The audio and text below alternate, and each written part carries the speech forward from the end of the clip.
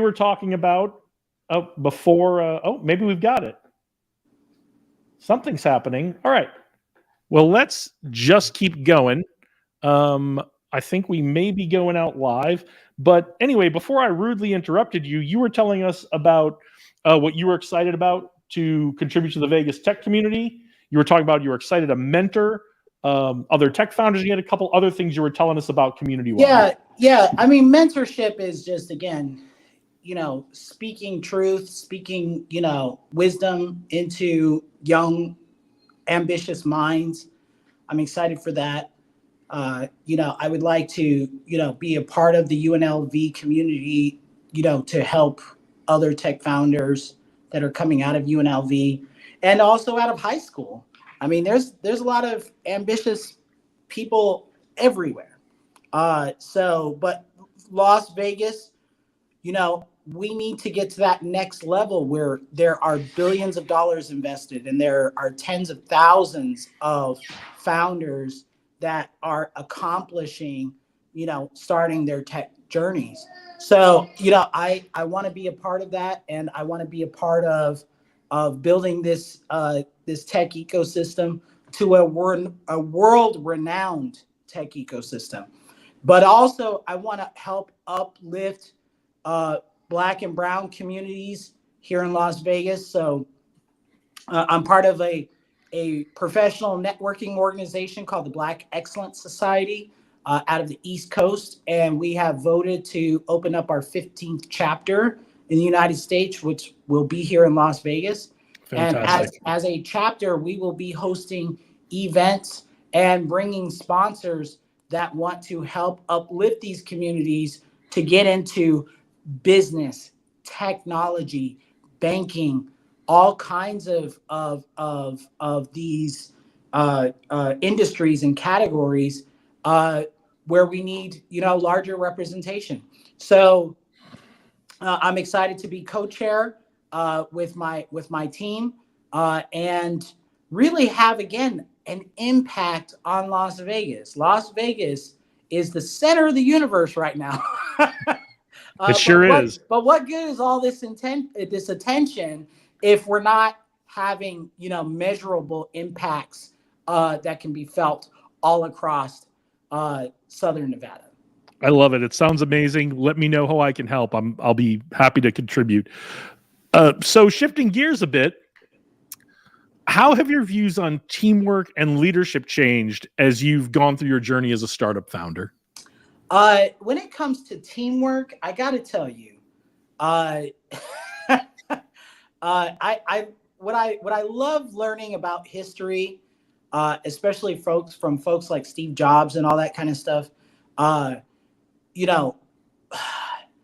are a lot of people who want to manage for the sake of like micromanaging. Like it's something in their nature where they like bossing people around and telling people what to do and all that type of stuff. Whereas like, I actually like finding people who like autonomy. Okay. They are glued to the vision. They're glued to the customers. Okay. And they find their purpose in this vision. So, they don't want to be micromanaged, or they don't want to micromanage other people. And autonomy, though, has a double-edged sword, though. There is a lot of responsibility and measurement of outcomes.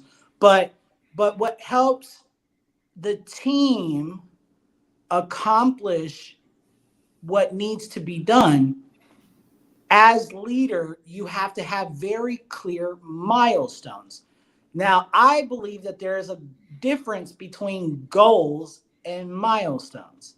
Goals, you can have goals of like drinking more water every day. Yep. Things that are like really easy.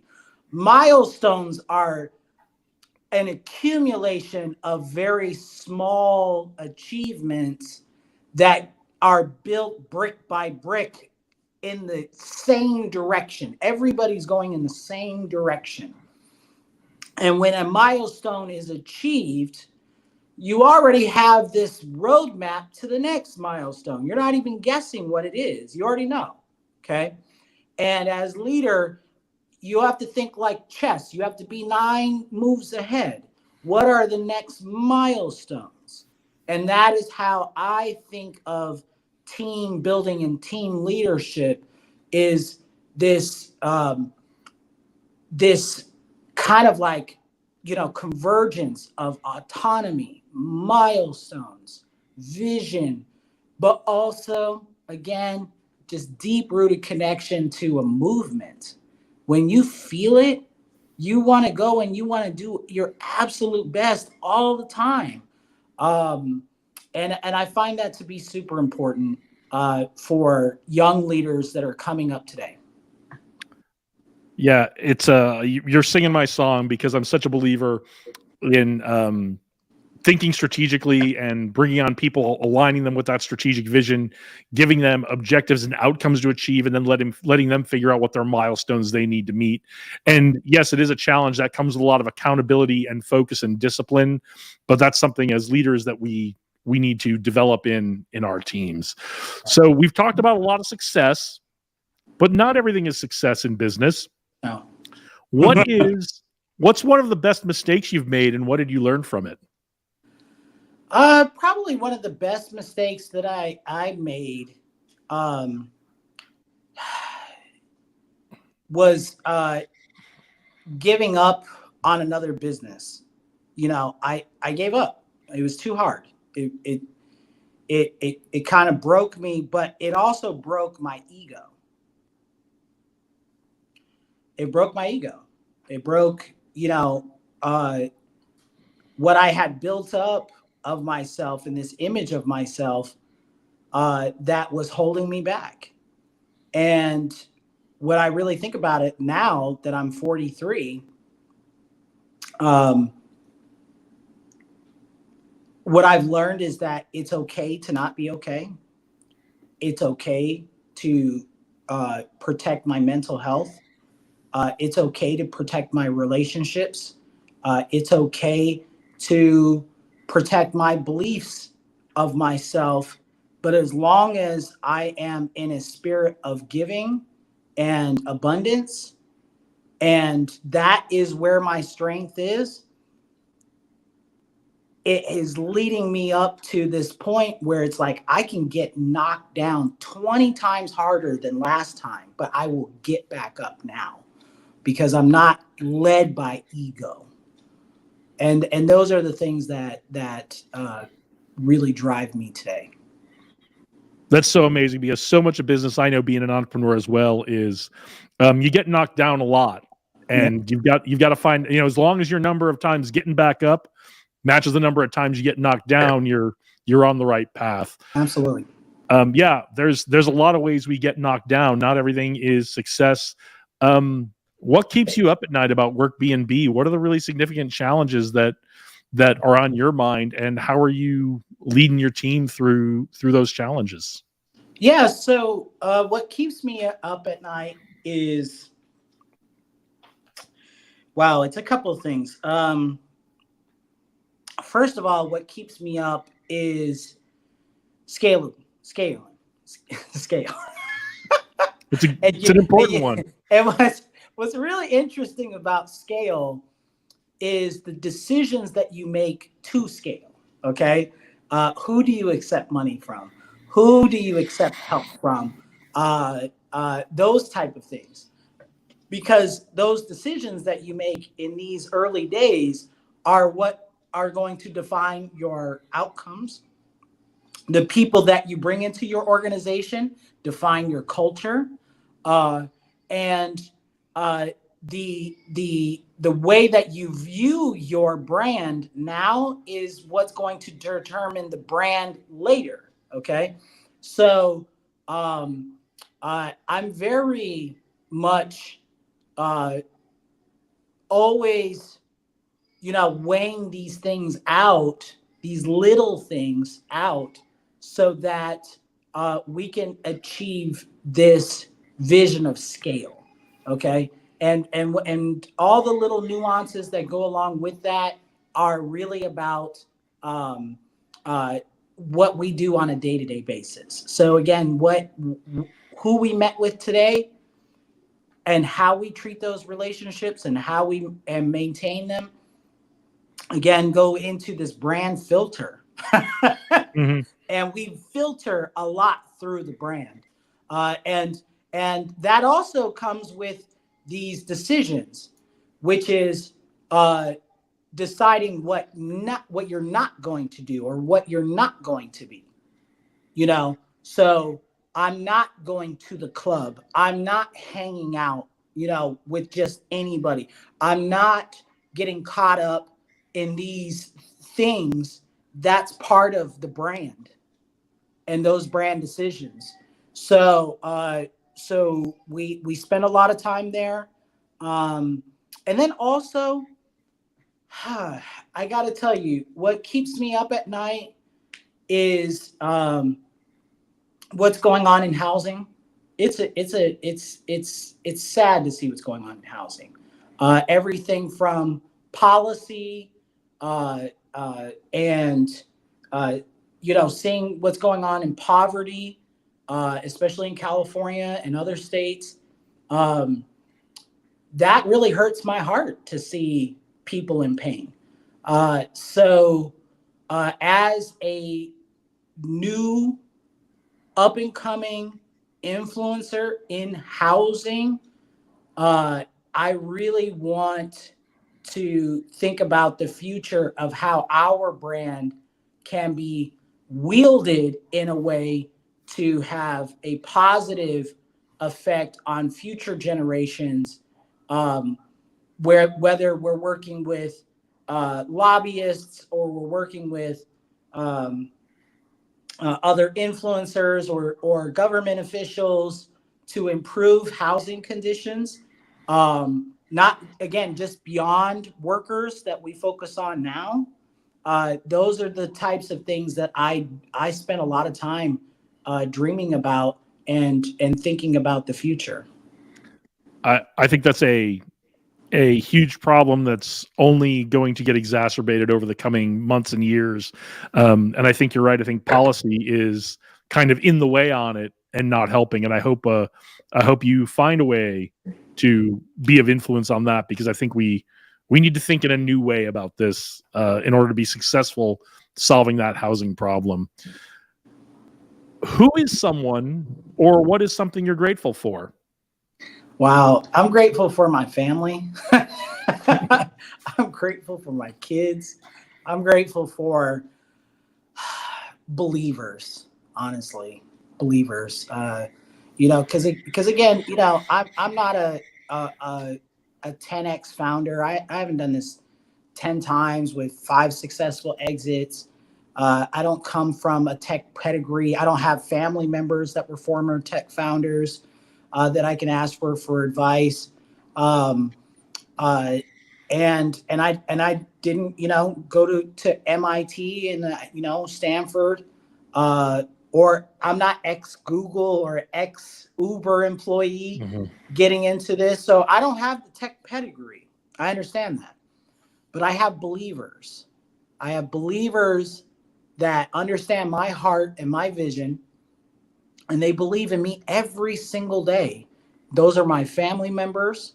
Those are my mentors. Those are my investors. I think Techstars every single week for cutting that early, but also screening us.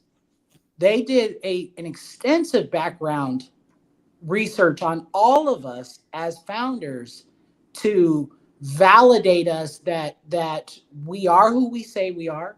We are building what we say we're building. We're achieving what we say we're doing, and they put 120,000 into us. Think of all the Techstars founders across the world right now. They are pouring everything they have into what we're aiming to accomplish.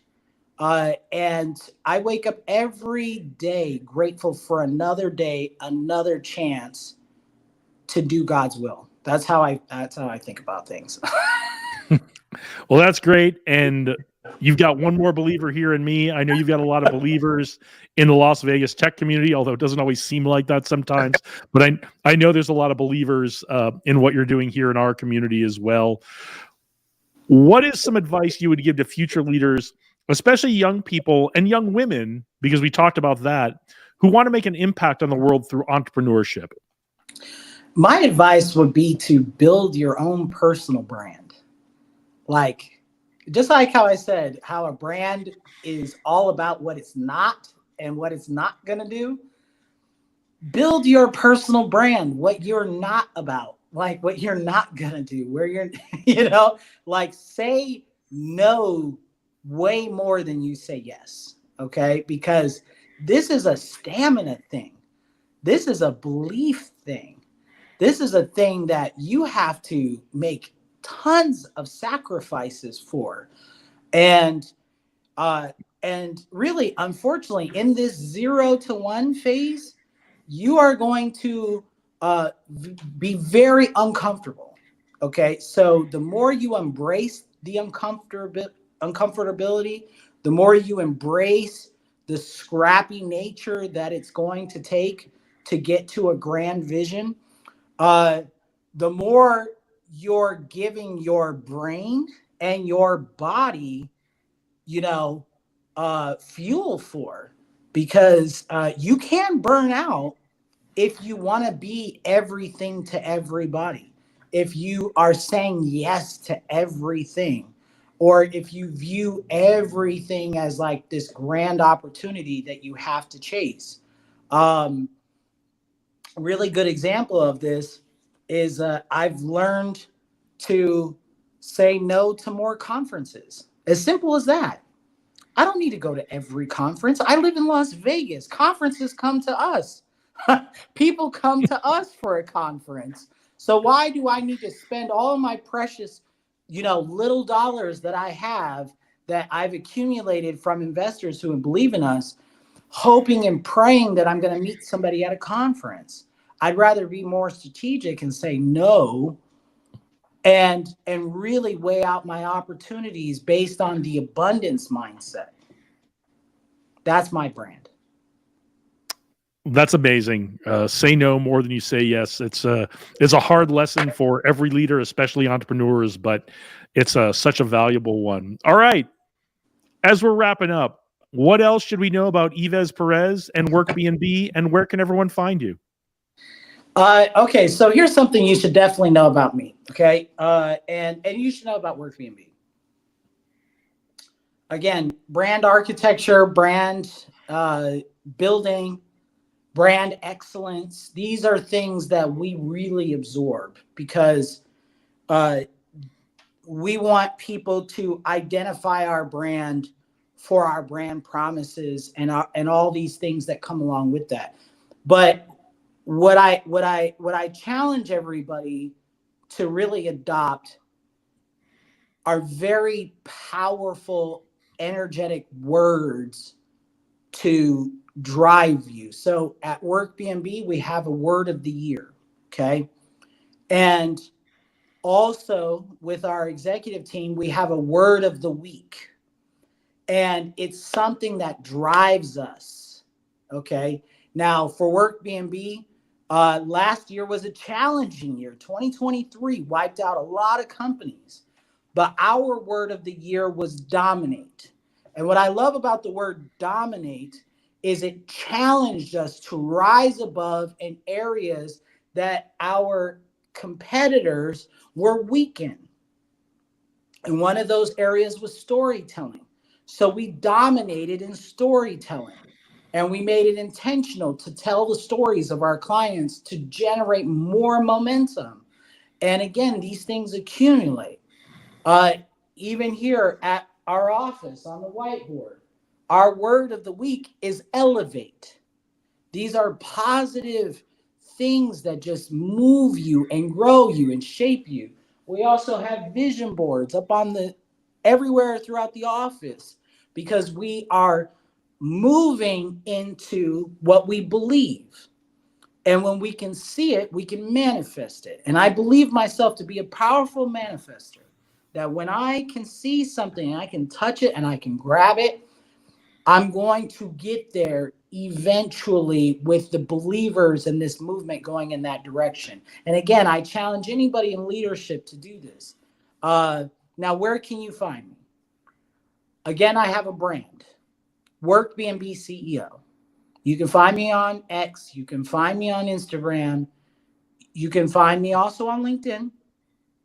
I'm very active on LinkedIn. But also, you can find Workbnb on TikTok. And you can find our movement growing across YouTube. Okay. We are doing everything we can to articulate these visions. And I'm excited for this episode to get out there and inspire somebody to achieve more. I'm excited to get it out there too, and we will put all of those links into the notes here for this episode so people can find them easily. Thank you so much for being here, Yeves. Thank you all for tuning in. Thank you for putting up with us through technical difficulties. If you like Yeves and you want to learn more, check out Workbnb and all the places he talked about, especially your YouTube. Your videos are fantastic on your YouTube. Thank you. Yeah, I remember the first one I saw, and I was really inspired and entertained. So check out Yeves, check out Workbnb. Also, if you liked this, please check out some of our other videos.